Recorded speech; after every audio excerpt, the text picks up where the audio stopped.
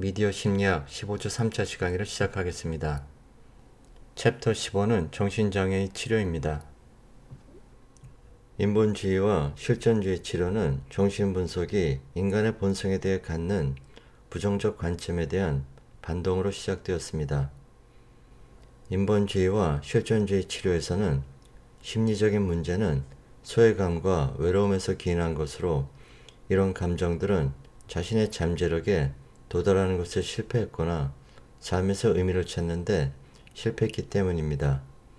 인간중심 치료는 Person Centered Therapy라고 하는데 모든 사람이 성장하려 하며 이 성장이 치료자의 수용과 진실된 반응으로 촉진될 수 있다고 가정합니다. 이를 위해서 일치감, 동감, 무조건적인 긍정적 수용을 사용합니다.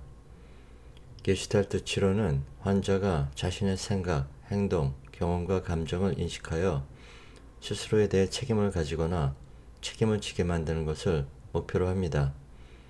내담자의 현재 경험에 집중하게 하고 내담자가 자신의 감정을 행동으로 옮기도록 고무합니다. 여기서 게슈탈트 치료를 설명하는 동영상을 보도록 하겠습니다. Gestalt means an organized whole that is more than the sum of its parts. Practitioners who use Gestalt believe that they can help clients see this in themselves. It is an experiential type of therapy used as an alternative response to psychodynamic theory, which focuses more on past trauma. Gestalt, on the other hand, focuses more on present moment work. They use this to guide clients toward freedom, awareness, and self-direction, created on the premise that individuals must be understood in the context of their ongoing relationship to the environment. Gestalt therapy is also phenomenological, meaning that there is a focus on the client's perceptions of reality, and also existential because it is grounded in the notion that people are always in the process of becoming, remaking, and discovering themselves. One of Gestalt therapy's main tenets is that the therapist comes from a place of unconditional acceptance. This is because they believe that forcing someone to change paradoxically results in further distress and fragmentation. Gestalt was the first type of therapy to incorporate having the client do all of their own seeing, feeling, sensing, and interpreting, as opposed to waiting passively for the therapist to provide them with insights and answers. It focuses on using emotion as a route to both cognitive and behavioral change, and encourages clients to stay with their present moment by moment experiencing. They facilitate this process by 1. Moving the client from environmental support to self-support, and 2. Reintegrating the disowned parts of one's personality. Gestalt therapists place no superiority on a particular value of a person. They instead focus on which aspects of the individual is experiencing in the given moment. These are the aspects of the client's presentation that are often out of his or her awareness. They are usually pointed out by looking at nonverbal cues. Now let's look at phenomenological inquiry. It builds on present moment work with the dialogue between the client and the therapist. They do this by asking more what and how questions, but rarely why. Asking why puts people into the past to search for answers and plays more into their dominant negative thought patterns. Instead, Gestalt therapists ask things like, what is going on now? And what are you experiencing as you talk about that? There is also something called unfinished business. It manifests itself in feelings such as resentment, hatred, pain, anxiety, grief, and guilt. These all create unnecessary emotional debris that trashes present moment awareness. Let's go over some techniques that deal with this. Introjection is the tendency to accept one's beliefs and standards without assimilating them to make them congruent. Projection, on the other hand, is the reverse of introjection. In projection, we disown certain aspects of ourselves by assigning them to the environment. And finally, deflection is the process of distraction or veering off so that it is difficult to maintain a sustained sense of contact. The way we use our language is also important for a Gestalt therapist to understand. For example, depersonalization occurs when the client uses words like it and you. This takes away responsibility from themselves. Also, using disqualifiers like maybe, perhaps, and I guess take away your own personal power. The last technique I want to tell you guys about is the empty chair technique. It's one of my favorites. This is where you get the client to externalize a part of themselves. They can have a conversation with their past self or someone they have unfinished business with, like an ex. This reenactment helps to resolve conflict from the past so it doesn't infect their present moment. 정신병리를 개인에게 영향을 주는 질병으로 생각하는 것이 일반적입니다. 그러나 사람들은 다른 사람과 함께 살고 있고 그 관계로 질병을 발생시키거나 악화시킬 수 있습니다. 커플 치료는 결혼, 동거 혹은 연애 커플이 관계 안에서 일어나는 문제를 해결하기 위해서 같이 치료를 받는 것을 말합니다. 가족 치료는 가족 구성원이 함께하고 문제 해결은 가족 구성원 간의 상호작용을 통해 나올 수 있다고 봅니다.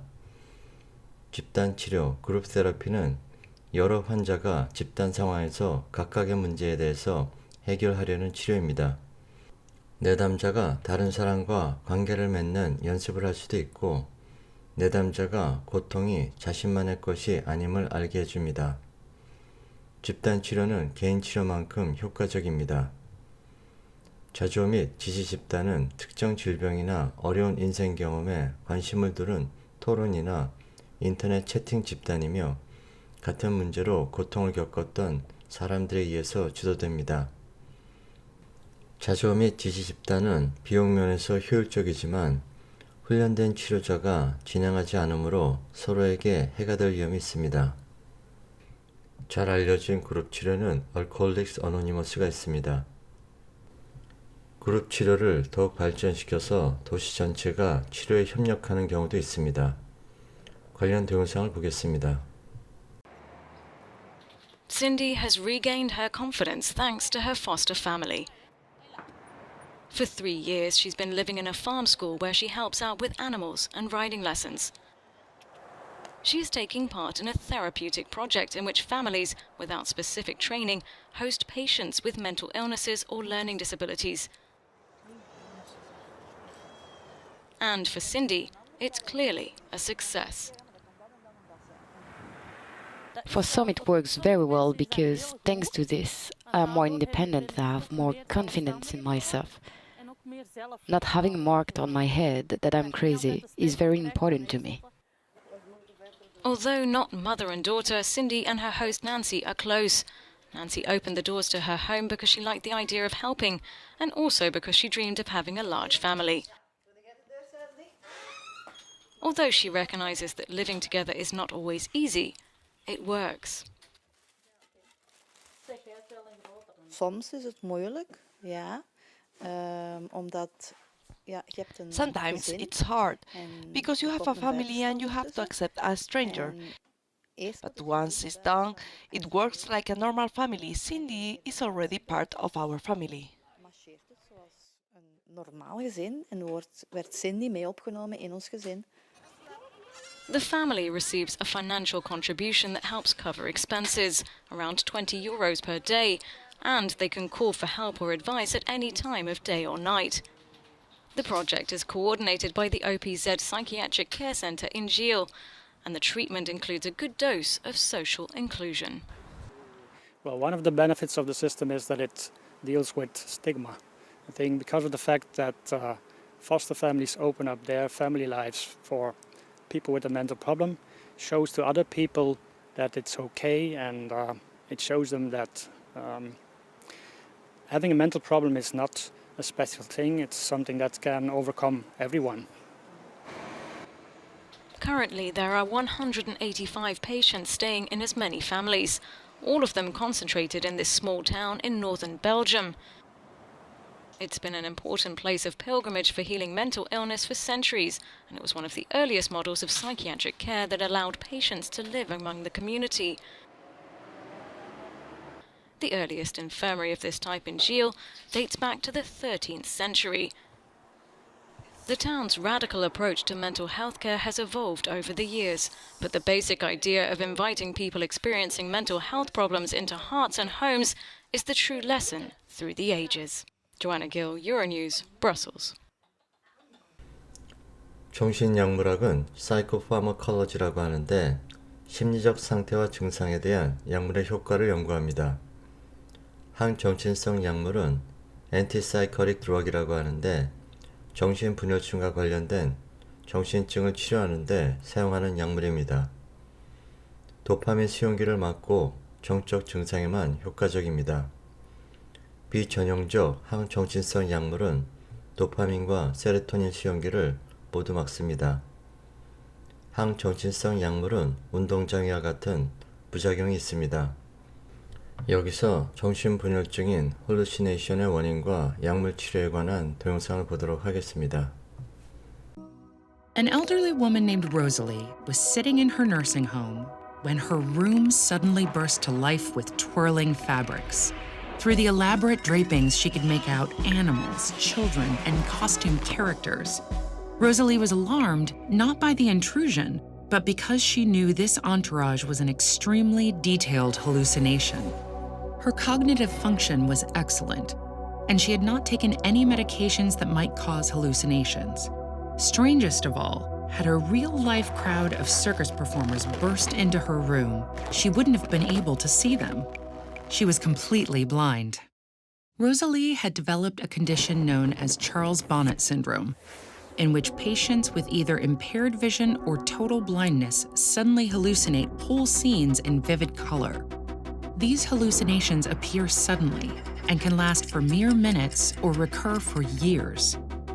We still don't fully understand what causes them to come and go, or why certain patients develop them when others don't.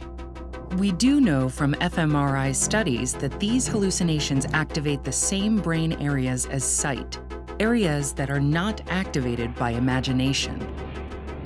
Many other hallucinations, including smells, sights, and sounds, also involve the same brain areas as real sensory experiences. Because of this, the cerebral cortex is thought to play a part in hallucinations. This thin layer of gray matter covers the entire cerebrum, with different areas processing information from each of our senses. But even in people with completely unimpaired senses, the brain constructs the world we perceive from incomplete information.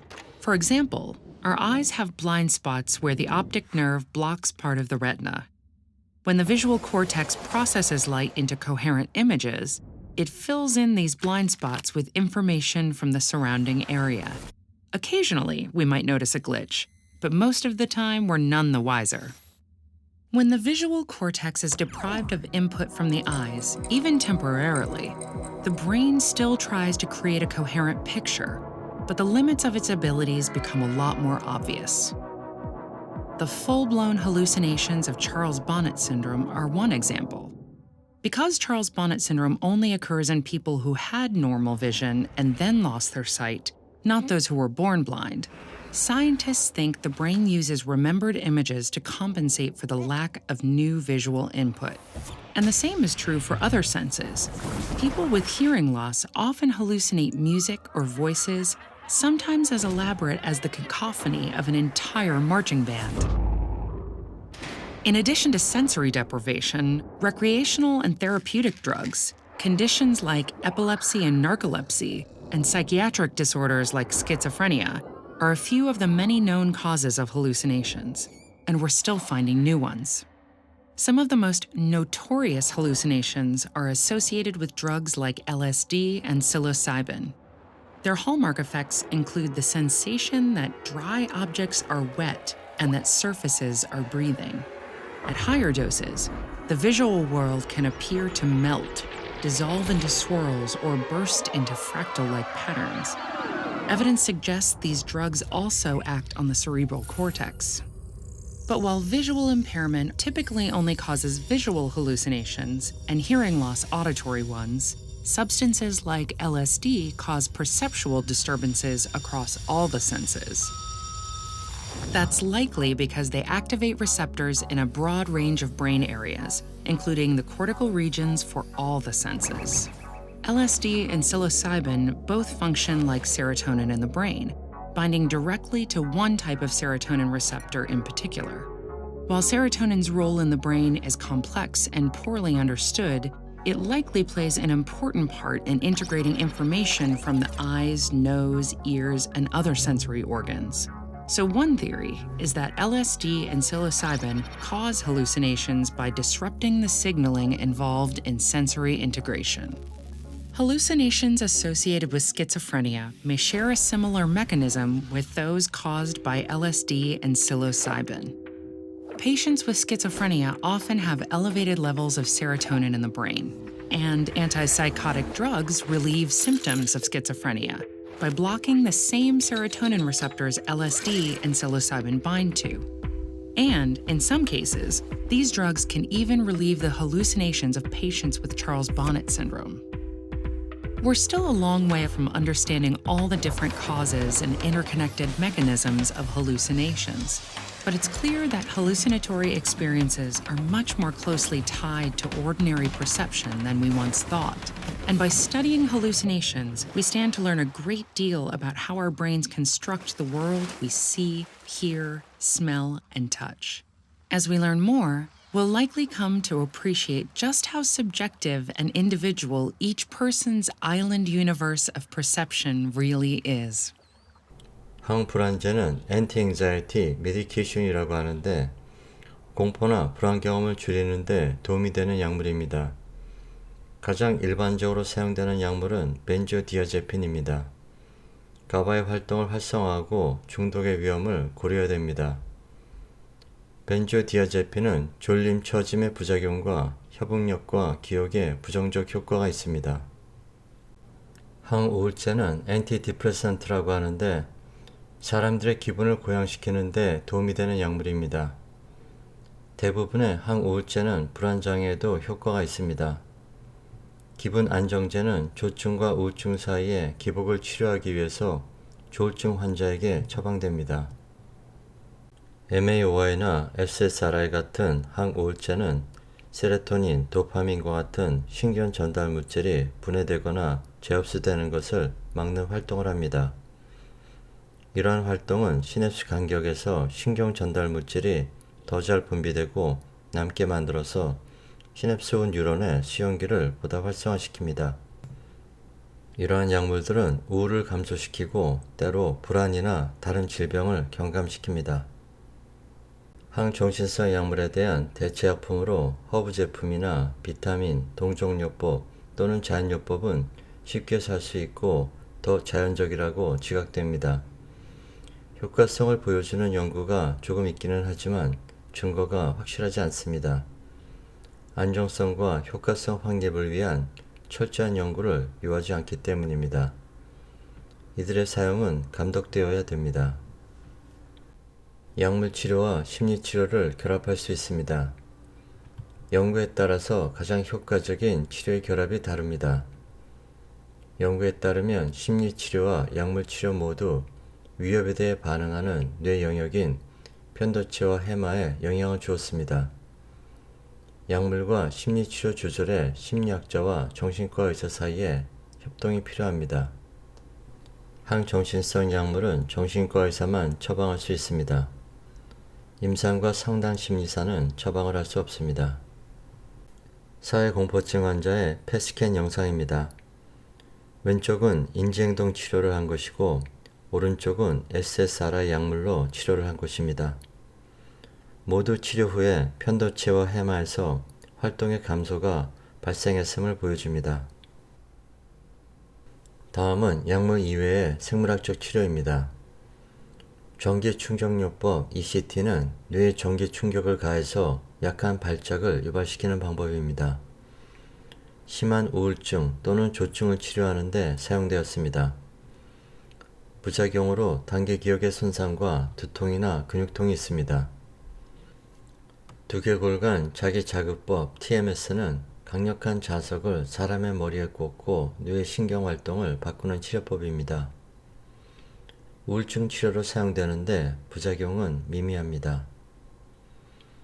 광선 치료는 포토테라피라고 하는데 밝은 빛에 반복적인 노출을 하는 계절성 우울증의 치료법입니다.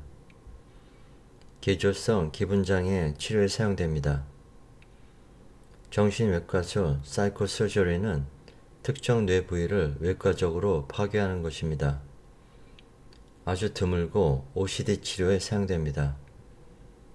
이전의 로보토미는 특정 뇌 영역을 파괴하는 훨씬 정교한 수술로 대체되었습니다. 뇌신부 자극술은 Deep Brain Stimulation이라고 하는데 OCD와 심한 우울증 치료에 효과적입니다.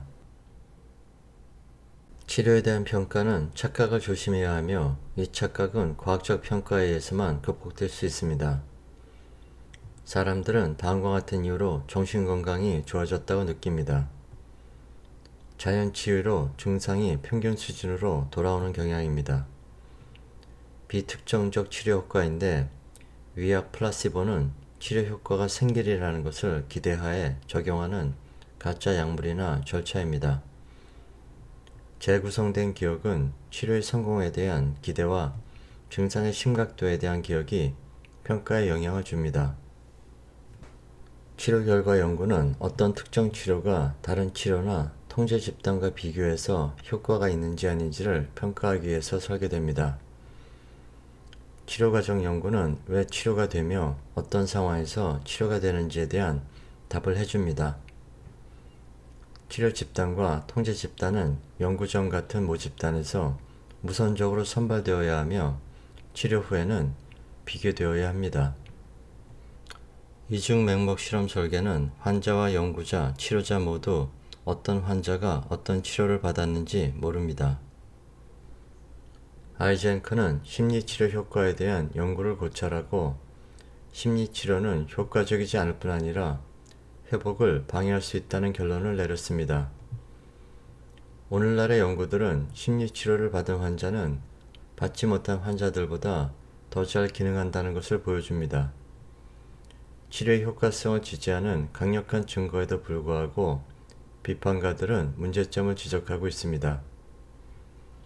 경험적으로 증명된 치료에 대한 공식적 기준은 경험적 연구들을 잘 증명된 치료와 효과적인 치료의 두 수준으로 나눕니다.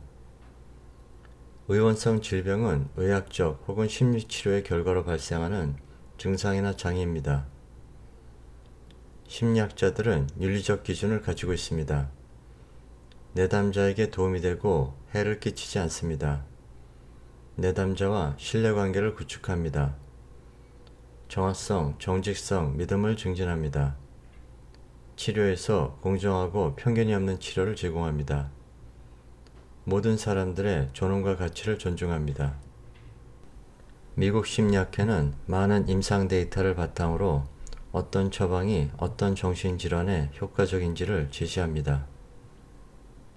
온라인 심리치료 또는 이 심리치료가 다수의 웹사이트에서 제공되고 점점 늘어나고 있습니다. 이 심리치료는 편리하고 비용이 낮고 익명성을 보장해 줍니다. 이 치료의 윤리와 효과성에 대한 논쟁은 아직 존재합니다. 치료의 자격에 대한 조사가 필요합니다.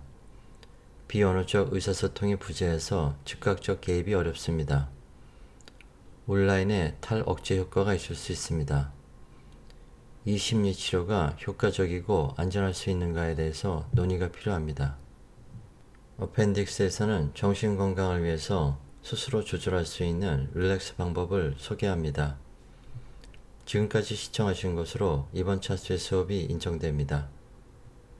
Here are 8 relaxation tips to help you look after your well-being when you're stressed, busy or worried.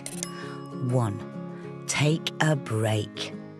Take some time away from your normal routines or thoughts. Read a book or magazine, even if it's only for a few minutes. Run yourself a bath. Watch a film. Play with your pet. Chop some vegetables and cook a meal. 2. Focus on your breathing. Learning to breathe more deeply can make you feel a lot calmer and increase your sense of well-being. Breathe in through your nose and breathe out through your mouth. Try to keep your shoulders down and relaxed. Place your hand on your stomach. It should rise as you breathe in and fall as you breathe out. Try counting as you breathe. Start by counting to 4 as you breathe in and 4 as you breathe out. Then work out what's comfortable for you. 3. Listen to music. Listen to your favourite songs. Turn it up and dance or sing along, or put your headphones on and close your eyes. Really listen to the music. Can you pick out different instruments? Can you hear a drum beat or a certain rhythm? Let yourself focus on the music and let other thoughts drift away. 4. Picture yourself in a relaxing place. Think of somewhere relaxing and peaceful. You might choose a memory of somewhere you've been or a place you've imagined. Close your eyes and think about the details of this place. What does it look like? What kind of colours and shapes can you see? Can you hear any sounds? Is it warm or cool? Let your mind drift and your body relax. 5.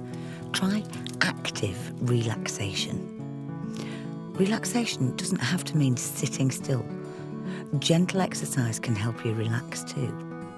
Look for a gentle exercise class in yoga, Pilates, or gentle stretching. Take a gentle walk, going at your own pace. You might choose to go for a longer walk, but even a few minutes of walking can help you feel relaxed. 6. Use a guided relaxation exercise. Guided relaxation or meditation exercises are widely available, and lots of them are free to use. You can search online, look for an app to download, or see if your local library has any books or CDs. Have a look for local meditation or relaxation classes. You could try Your Local Mind or use an internet search engine. 7. Get creative. Getting in touch with your artistic side can help you feel more calm and relaxed. Try painting, drawing, making crafts, playing a musical instrument, baking and sewing.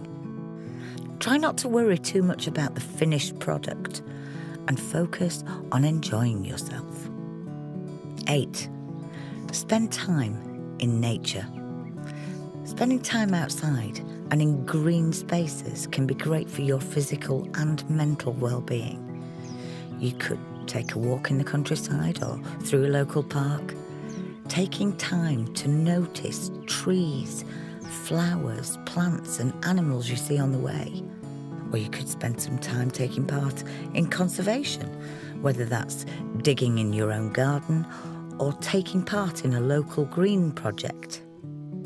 Don't worry if one technique doesn't work for you. Try it a few times, and if it doesn't feel effective, move on to a different exercise. Try to let go of your worries and take time to enjoy the exercises.